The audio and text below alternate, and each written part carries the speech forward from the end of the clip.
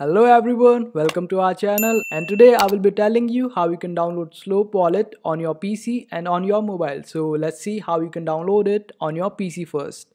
So go to Google, search for Slope Wallet and click on this website from chrome.google.com, and it will redirect you to this screen. Click on add to Chrome. Since I already have Slope Wallet on my PC, that's why it is saying remove from Chrome, but for you it will say add to Chrome.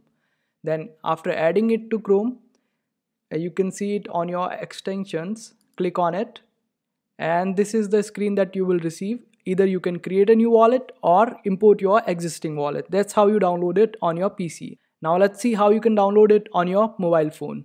And on mobile, go to Google, then search for Slope Wallet, then click on slope.finance, and here you will see different versions of Slope Wallet. Just choose according to your needs, and that's how you get Slope Wallet on your mobile device. I hope this video was helpful. Make sure to hit that like button and also subscribe to our channel for more helpful videos.